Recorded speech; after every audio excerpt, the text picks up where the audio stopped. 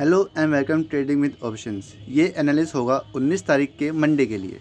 Okay, इसमें हम बात करेंगे कि 16 तारीख मतलब कल मार्केट ने कैसा बिहेव किया और अब मंडे को कैसा इसमें एनालिसिस हो सकता है और लेवल क्या बन सकते हैं।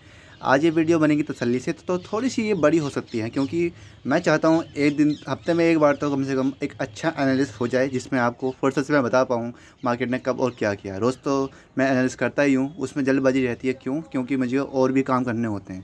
पर आज 2 दिन की छुट्टी है तो मैं एक आराम से एक बढ़िया सा एनालिसिस आपको करके दूंगा। ओके, तो हम बात करते हैं कि बैंक निफ्टी ने 16 तारीख को कैसे मूवमेंट की थी। ओके, सबसे पहले मार्केट ने ये है कैंडल आपकी 15 मिनट का चार्ट है बैंक निफ्टी का। सबसे पहले कैंडल बनी ये वाली। ओके, मार्केट ने एक तरह से फ्लैट ओपनिंग दी थी। ओके, 7 अंक ऊपर खुला था प्रीवियस क्लोज से। ओके, तो मार्केट ने ये वाली एक यहाँ पे और एक यहाँ पे लो और हाई लगाया। और जहाँ पे मैं इसको थोड़ा जूम आउट करता हूँ, जूम इन करता हूँ 1 मिनट।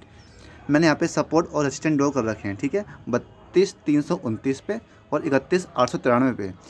सच मानिएगा ये लेवल ऐसे थे, अगर ये इनको ब्रेक करता तो एक अच्छा ऊपर के साइड या नीचे के साइड मूवमेंट आता। और मार्केट ने जब एंड हुआ तो एक 50 EMA जो ग्रीन लाइन है ये 50 EMA कहलाती है। ओके, और जो ब्लैक वाली है वो 200 EMA की।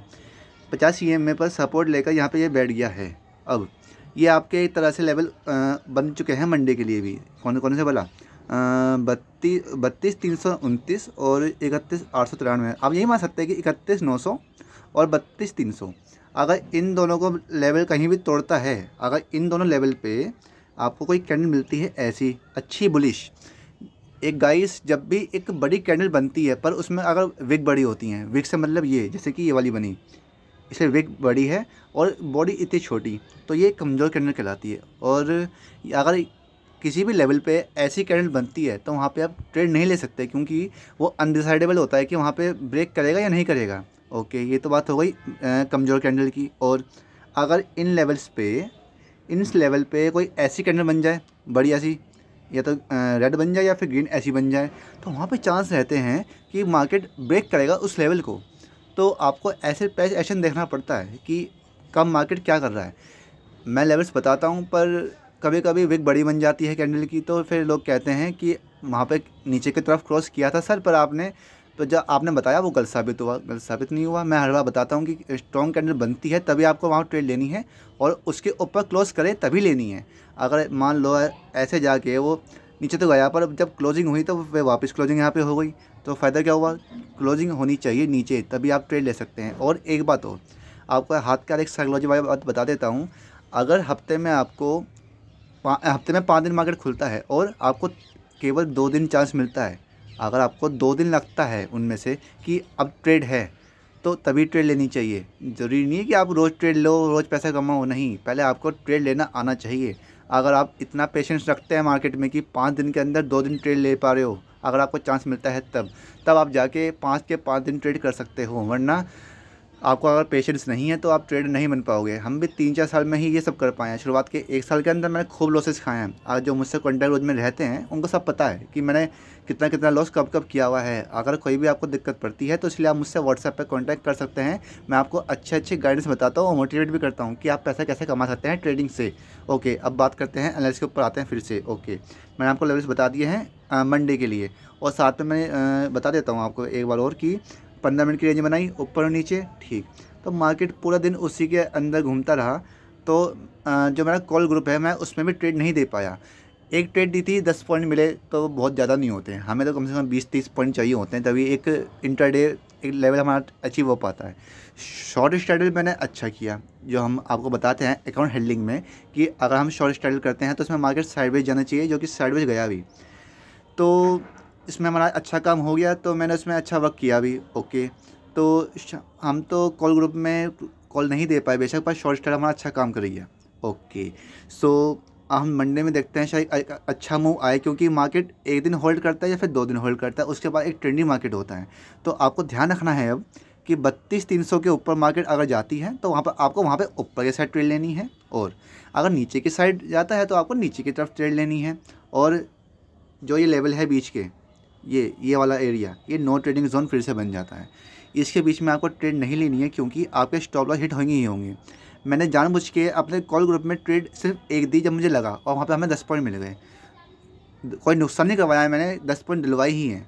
और पूरे दिन मार्केट कभी यहाँ पे कभी यहाँ पे, हमें कम से कम 100-200 पॉइंट्स की एक रेंज चाहिए, एक मोमेंट चाहिए होती है कि 200-300 पॉइंट के मोमेंट आए तो हम उसमें से अपने 20-30 अंक निकाल पाएँ, पर ऐसा कोई चांस मिला ही नहीं। और मार्केट इसी 100-200 अंक के अंदर ही घूमता रहा और पूरे दिन मार्केट साइडवेज रहा। तो इसलिए हमने कॉल ग्रुप में कोई ट्रेड नहीं दी।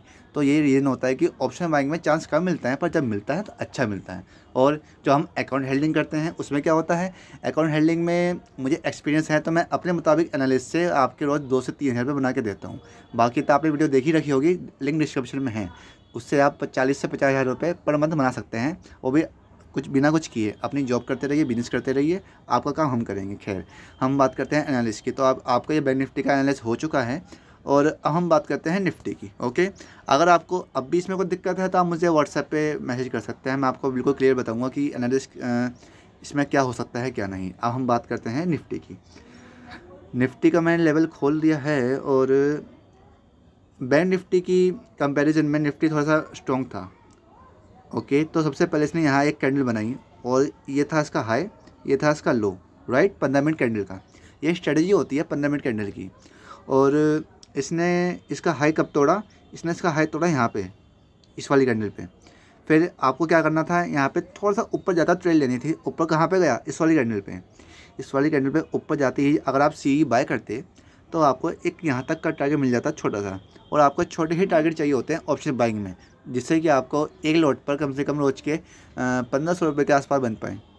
ऑप्शन बाइंग में तो सर गाइस मतलब यही होता है कि आपको अगर 20-30 अंक मिलने हैं तो काफ़ी होता है, और अगर आपका एक लॉट में 15,000 रुपये खर्चा आ रहा है तो आपको वो मान के चलना पड़ता है कि आप में उसका 100% रिस्क हो सकता है।